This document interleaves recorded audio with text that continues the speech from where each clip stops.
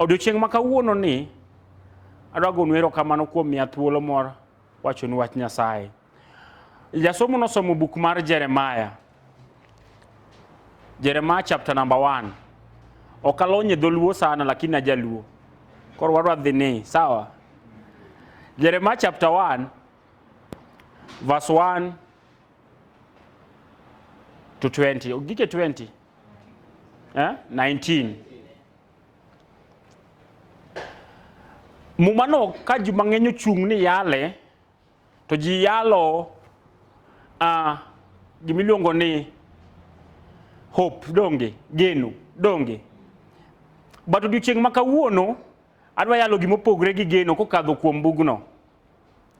In verse number 5 of chapter number 1, kisomo sula abich kata mstari mara abich, Jeremiah complain ni arawera ni donge.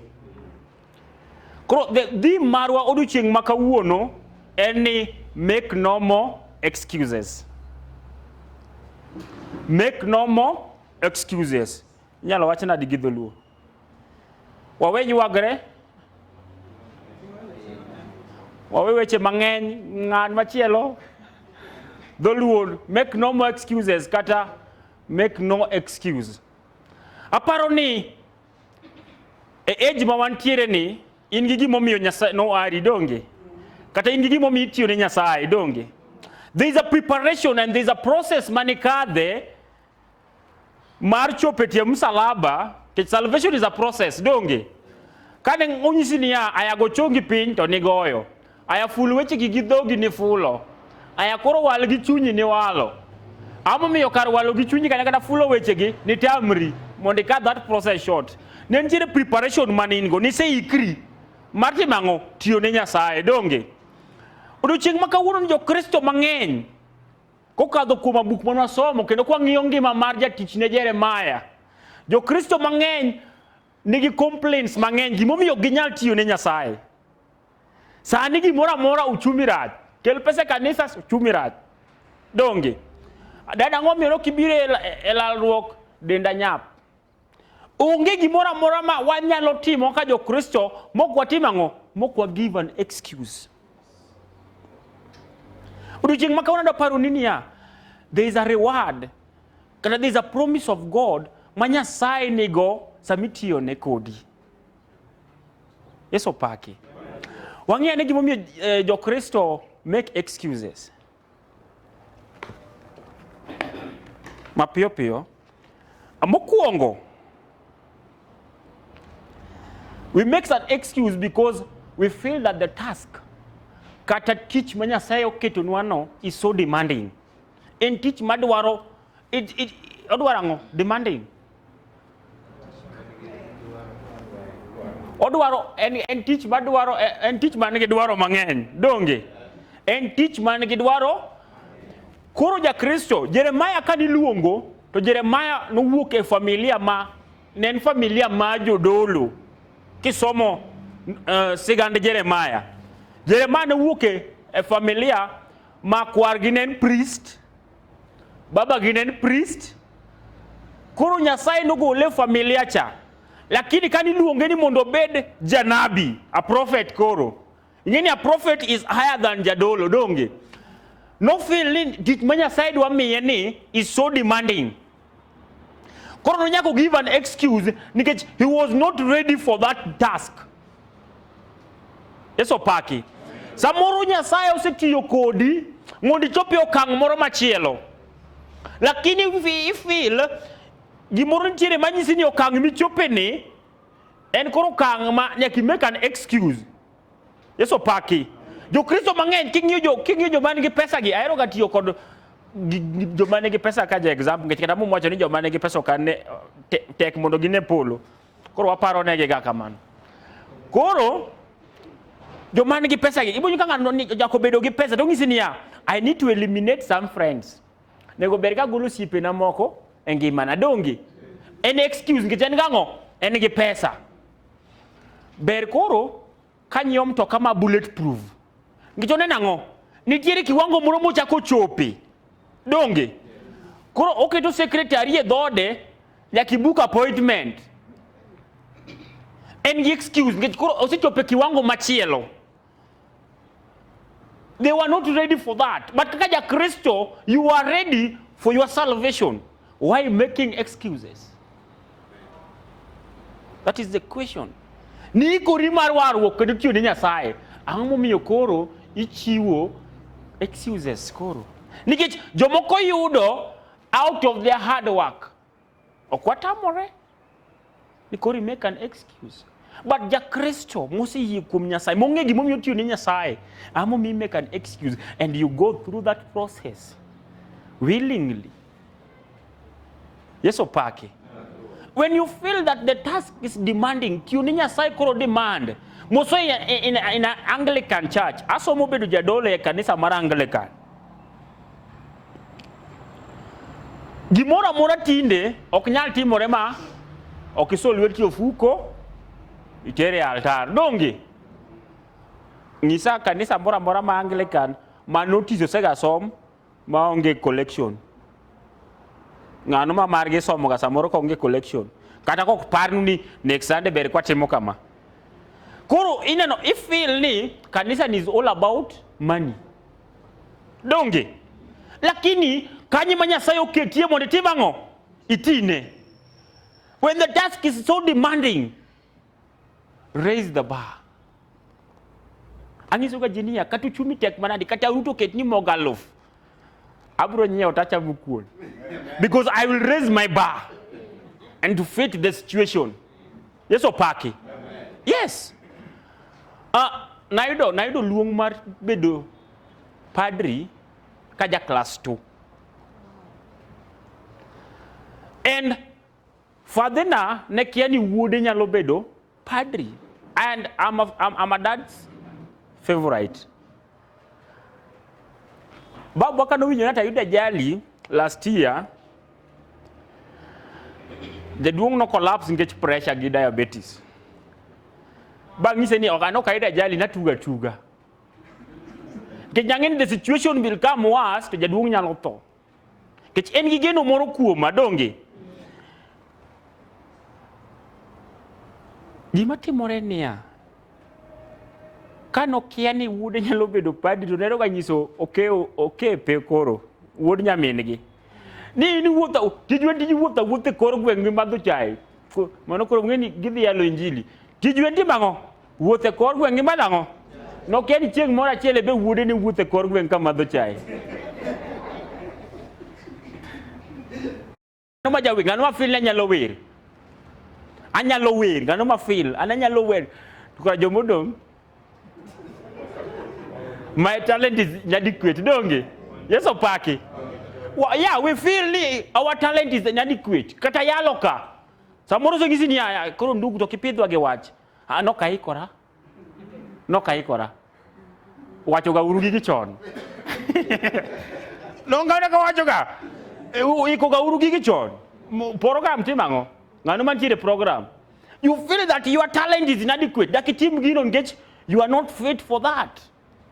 You make an excuse. Let me tell you, samose wari Nyasaye equipi full equipment mi donge mawer ngech wacho niya kapok ilemo to be kipako Nyasaye ngech Nyasaye odak e pak. Koro ani wuogi ng'at maonge buti nyaka pake mondo bi koka chak lam. Yeso pake. Yeso pake. Jeremiah ne feel ni kaka rawera ma pod tin okonyal tingo the burden of being a janabi ma Nyasaye.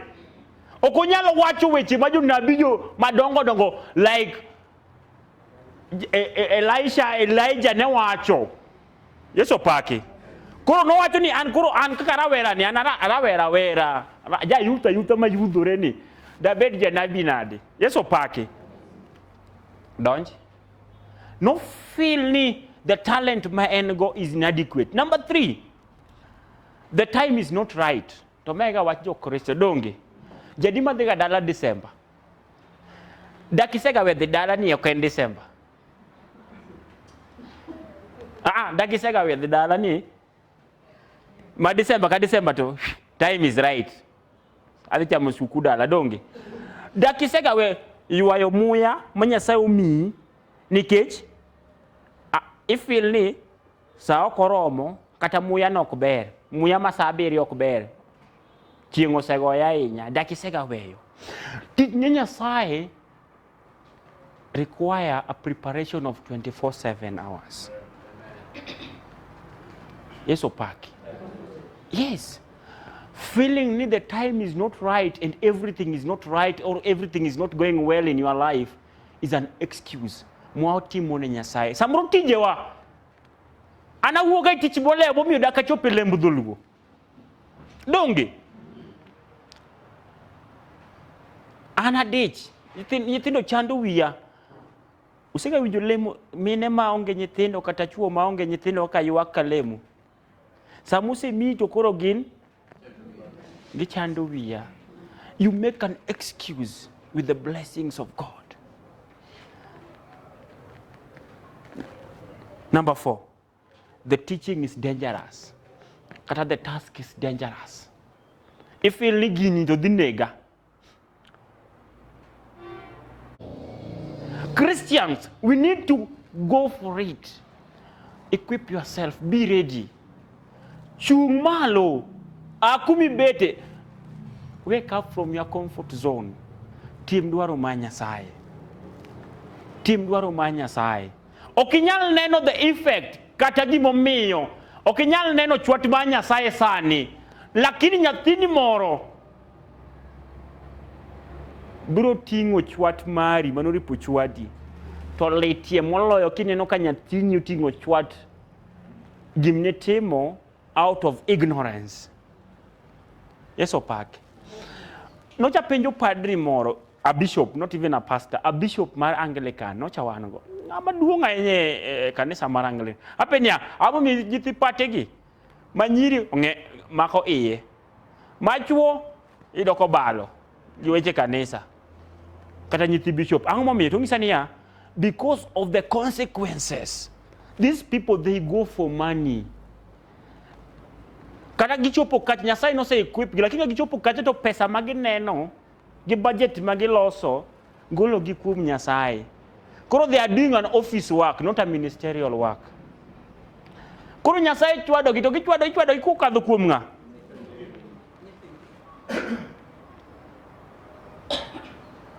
Kadho gi chwado ikukadho kuom nyithindo. We need to change. We need to wake up from our sleep. Yes, opaki. Let us make no more excuses. Etich Nyasaye. Mogik, do I have to go now? Dogeni gimaji wacho. Ngano ma nyathino se wacho ni dhi bedo padri. Ngano. Nyathino se wacho ni mama anta dwa bedo padri. Kati se ga penjo nyathini monia. To ngama dwa bedo padri e odni. Ngano mo se ga penjo kata nyithinde. An ok no penja, ane mana dhe wacho. Koro, let's prepare people because they need to have to do the task now. You need to do that task now. You have to do it now. Yes, opaki. Stop complaining. You are prepared. No losi, no iki, mati one Nyasaye. Yes, opaki. Yes. Wadwa ngene angomio gikma excuses kele kitingemawa. The consequences. Chwat. Alafu wangi solutions. Tuatieka. Yes, opaki. Mokuongo gima excuse nyalo kele kitingimani iluongo ni destruction. Yes, opaki. Adam gi Hawa kane gichamo lemo.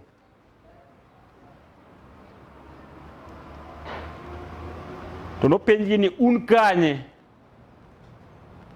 Adam no wacho nadi? Wan duk, no wacho ni wan ka? Wanango? Nyasaye no penjo ginia, to ngano munyiso uni unango? What next? No go in the Garden of Eden. Excuse mwatimu can cause destruction, can bring destruction, total destruction. Korwa kocha ninti dalamuru maduong. Maniji jo mwandu lakini udong gunda maki donjo kanyo to ki wuotho nyake tan nget nyalo chwadi anytime. Yeso paki dalo lokre Sodom kod Gomora. Gunda mathuondi madongo dongo ng'ega Lego. Lego nego lok mana game park. Thuondi mana Lego nego ber kilose game park. Gin thuondi madongo. Koro kikadhe gunda no nyaka itang'. Thuol nyalo kayi anytime. Yeso paki. The distraction mane making an excuse. The consequences mane making an excuse okelo negi was a distraction. To kani go nwambaka madala no to nyiso wania negiriembo padri. Negiriembo padri to ka padri choperanga chotimangono tengo buch tiende. Nen padri majo Catholic. Kani go nwambaka. Koro, what we are doing or the excuses we are making can bring distraction. Inyalo bring an excuse ni nyara no potin wa wor waklong. Next time, ibro gage nyuka. Ko kimitieke. Wawa wuda no, porotin, do wacho kamano. Da mona ero wacho ne ji ni akama wuda no porotin da kama to ja 42 years. Akama no porotin, podo ko kend sani. Akama dhitho ka onge dhako. Distraction of making an excuse. Unyalo wacho gimoro kiparo ni defend ni hero gino with the situation now, but you never know the kind of distraction that awaits for you. Yeso paki wachunguru mondo wawekuru keto excuses mang'eny e tich Nyasaye. Let us do the right thing no matter what. Yeso paki. Number 2, it can bring shame. Unyalo kelo wich kuot. Making an excuse. Nyalo tima ngono. Sami defend ga nyathi manyako. Kata nyathini mawuoyi ma pod tin marawera kijana kan kama. Ni podo tin. Alafu omak age. Ibo biro timo nwaneno kani nyara yach. Nyakilali e wang'wa dweche 9 bonyuol kokiduogo. Nocha lal nu jachiene temo be kedo koda lakini aloe aduogo. Dong mane gimo wacho ga. Jokristo ngisi nade. Wawero ni tuku tendera to gisi nyade. Karibu. Richo ni en mana mari lakini wich kuot en manga. Mari be. Guru, making an excuse can bring shame. Total shame. Winyalo kuot mang'eny. We need to wake up. Mondo kik waketru wich kuot gi e kit ngimawa. Loyo gi and doing the right thing. Yeso part. We are ready for everything. Jakristo wanyisi ingeni Nyasaye omiyi teko matimo dwachi. Donge in gi teko matimo dwachi. In gi teko magero gi mamuko. In gi teko mar pidho gi manego. Dong in go. So it's upon you to decide the kind of life midwa dake. Kiero muko to muk, kiero gero to ger. Kiero pidho to pidh, kiero nego to neg. Yeso paki. Number 3. Making an excuse can hinder our success. Onyalo loro ber mwadhe yude kit ngimawa. Yeso paki. Making an excuse or having an excuse can hinder our success. Onyalo loro ber mwadhe yude kit ngimawa kaka jokristo. Destiny marwa Nyasaye nigo. Donge. But Nyasaye ng'iyoga kaka watimore, kaka gik mwawacho, kaka wabet, kaka wadak. Donge. To kono ni ng'ani is just a mere Christian ma en sasa kata ka ore ni mondo teri e wach kumoro. To tima ngono. O make an excuse. Okodwa. Aonge fair. Atuo. Nyithindo chanda. Koro nyithindo machandigo onge mabiro konyi kata achiel. Mituono dendi no kadwa rami. No good health. Kionge fair, imedi chwadi gi uchumi. Inema uchumi teknie Kenya ka nzima. It can hinder, it can block your success. Yes, Opake. Yes, it can block your success totally. Making an excuse can block your success. Nikech idaka ki complain.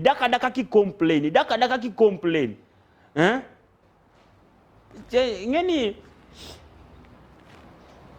kangiyo gangi maji. Ngeni aero gibiluongo ni practical theology. Also in the youth ministry. Kingiso ya youth ni ya wadhe kanisa. Obro penji nade. Kanisa kanyo gichunga ka fulu nyingi gi. Mangenyo se penja kanisa ni ya. Manaka padri o sporti. Koro ani bed kumore dirji. Ma padri o kanti mango. Alafu kwa dhita bet kode. Koro sama ichungo jitata. Matingo bada. Tangise ni ya chungi full nyingi. Padri no ko chungi. Anangise ni padri ko sporti ko kichungu. Lakini unichungu kendi. Chakathe kanisa. Ise fulo nyingi. Koro, let us open doors for our success by doing the right thing. The bottom line of all these things, let us do the right thing. Obey the voice of God. Do what God requires. Number one is to obey. Obey. Parengi manini enango. Misetimo. Contrary to the will of God. Enango masetimo. Moko moro Nyasaye. Nyasaye notimo. Sigana majona. Donge. Then neve. Damu wuk vitashish. Next thing, it work any neve. Simple task. Katabela tinangima tek. You feel that it is dangerous. Nyasaye ni kodi. He has equipped you. Remember that Nyasaye kadwa uriku moro. To the princess maridi kodi. Otelo nimbele. To dong ni chien. Donge. Is 3 in 1. Samori kumoro. Is 3 in 1. Is 3 in 1. Obey. Number 2. Stop blaming. Yo Kristo wahero ma blaming.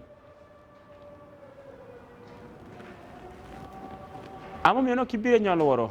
Ndugu Ruben donge. Noko kadona. Ablem nga. Amo no kibire kanisa.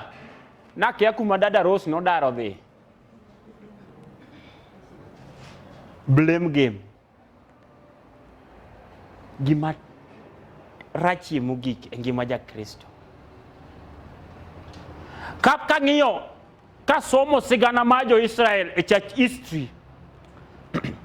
Negi dak kumopogoro pogo kuonde maboyo. To pare negi romo ga kumora di. Ka gidhi lemo. To wanto grube wawan mana ji 10. Ipani kuonde ng'eyo kuonde ma ji 10 yodake tek. Ha? Ok tek donge. Ken dandora okung'isi ni mondo ing'e dandora mzima. Ng'anya kuonde ma jo group ma jo dandora odake ken oromo. Nikech ng'ama odak to nyaka give direction. Donge. Yes. Stop blame games. Kikwa la umu jowetewa. Ni ana chal kama nikech ng'ane. Nyithinda ora nikech anyuola. Kara anyuola nigi teko moingo Nyasachi.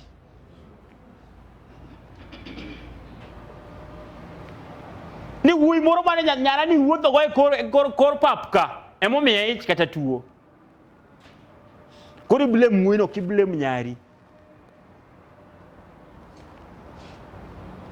Blame games.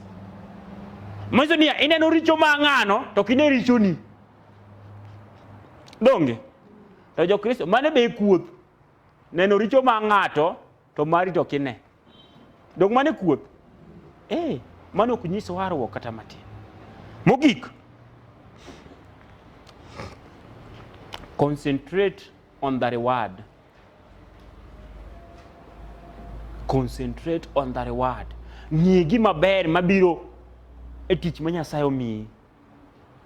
Ang'o maber ma dhi yudo. Ok onyal bedo mwandu mag pinyni, lakini onyalo bedo mich moro ma Nyasaye dhi kwipigo. Yesu opaki. Yes. Odhi bedo mich moro ma Nyasaye dhi kelo kit ngimani, kata gweth moro ma Nyasaye dhi miyo nyathini moro. Ibon nyathini moro nitiere nyako moro e gweng' ma kocha, ok ahero ga fulo nying ji. Ka ning'iye to noraracha. Dong joma nitie ng'ama jaber gi ng'ama rarach. Donge ng'ama nigi inner beauty gi outer beauty. Donge koro nyako cha nigi inner beauty. Ne nigi nober gi iye, lakini gi oko to rach. Lakini nyako ni ema nokuongo timo arus e kaniswa madala. Tinde nonyiewonwa holy table mar 87,000 kaachiel koda chuori. Ng'eni koro ji ne penjre. Koro chieng' moro ang'iso nyimiwa, koro joma ber koro pang laini otime gimoro e kanisa ka. Awacho boro kwan tiere dala. Niya koro unu ber, nuhero ga yanyo ng'ane. Kana tindo, nawinjou ga koro ubed dhi time u gimoro e kanisa kacha. Onge ng'ama nodhi timo. We concentrate on the reward. Let's wait. Gima ber ma Nyasaye dhi timo ang'ono. Puonjo nyathi man gi sickle cell tek. Donge ifil ni nyathini nyalo tho sa asaya to pesa dhi rumo. Donge? To nyathino kochopo 28 years, 30 years osonga. To onge gima onyalo konyigo. Donge inyalo ywakri kata dapuonje. Ngima Nyasaye makelo. Kata kendo nyako man gi sickle cell joma ng'eny ok dwa. Wacho niya, at the labor pain onyalo timo ang'ono. To koko tho. Konyuolo ni president. Concentrate on the reward. Magini dikiri ang'ono. Jo Kristo walokre uru. Wadogure tie msalaba. Gima natemo wachonu maduong' en niya, let's do the right thing. Wami nying Nyasaye duong'. Wang'iyane niya, en kanye ma asetimo ang'ono, aselal, en kanye manabayo. Aduoge tie msalaba. Gima affect jo Kristo gin gigo manyisou. En gima jo Kristo en excuses mwagolo. Onge ja Kristo mabro yie richone. Nyako tem defend. Omiyo nawacho niya, chieng' moro ka Nyasaye ne tema jo Kenya ni ibiro ka to i defend yourself. Nyasaye obet ka to ma Dominic. Ni defend yourself Dominic nyaka donje polo. Nyaka donje. Makata tek machal nadi. Omiya lewa na isi Nyasaye niya kati be ning'eyo. Dak ni kwera sano ka ning'eni adhi timo gimara dak. Ineno nyaka tem matek be tibang'o. Adiere no ka mach moro liel kacha ma to jigo koko to jomoko koni to winjo maber pako Nyasaye. To Nyasaye dwaga chuni gi koni. Didhi nyata wuok gi ng'wech kitomo yo koni.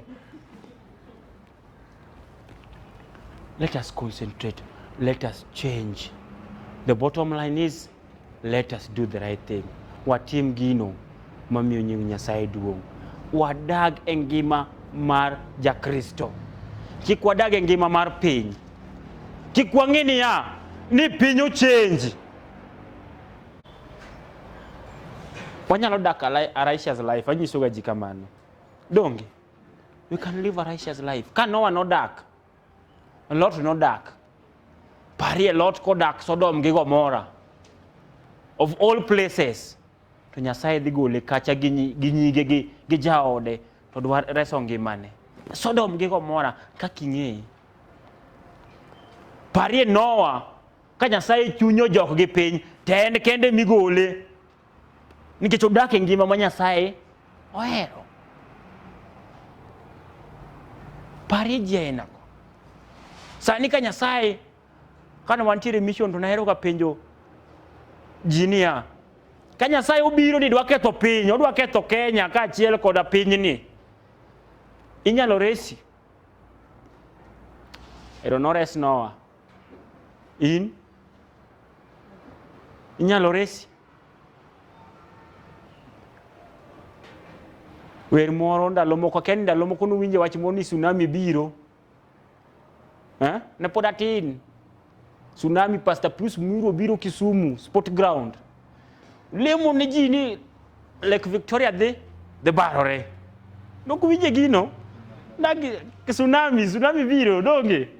Koro mamu bet kod wachieng moro achiel to wero niya, nyithinda yude uru warruok. Nikech chieng ma piny ne kethre to nuchak ywak na niya, yao na mama yao na anu kayao ni Kristo ruodhe molore. Wer no kaparo to chunya lit ga sana. Nikech en ywak ma aywak out of ignorance. En gima ng'eyo ni noripatim lakini ayudo chwat nikech na I ignore. Yeso paki. Pare nyithindi ka chano ready Nairobi ka. Pare ngima ma nyithindi odake because of ignorance mari. Pare ngima midake ka ja Kristo because of a blame game. Pare chandruok mikadhe kaka ja Kristo because of excuses. Manyasaye oseketo e kit ngimani. Chwat mise kadhe. Ywak mise ywak. Pare gigite because of an excuse. Mise ga bedo kigolo. Wachunguru. In kendi Yesu biro don kodi. In kendi Yesu nyaromba biro don kodi. In kendi Yesu biro don kodi. In kendi Yesu nyaromba. Oh, in kendi Yesu biro don kodi. In kendi baba nyaromba biro don kodi. In kendi biro don kodi. In kendi Yesu nyaromba biro. Oh, in kendi baba nyaromba biro don kodi. In kendi Yesu abina biro don kodi. In kendi sabiro don kodi. In kendi Yesu nyaromba biro don kodi. Winjori Nyasaye manyalo gik moko duto. Chunywa dhiali, chunywa paki, chunywa dendi Nyasaye. Erokamano Nyasach Loch Jehova didek mipako kendo mimiyo duong'. Nyasaye chunywa gombo ni kendi mamondo wadong'ie kodi Nyasaye. Jehova chunywa gombo Nyasach Loch Jehova madi wuoye kodwa kendo. Jehova sebedo kiwuoyo kodwa to chunywa sebedo mapek Nyasaye. To sechegi Nyasaye walamo ni madi ikwa Nyasaye matich ni Nyasaye. Madi ikwa Nyasaye matiyo ni ruoth manyalo gik moko duto. Chunywa segonyore Nyasaye kendo chunywa seyudo thuolo Nyasaye. Jehova koro in kendi mokoro wadwaro ni mondo wawuothie kodi.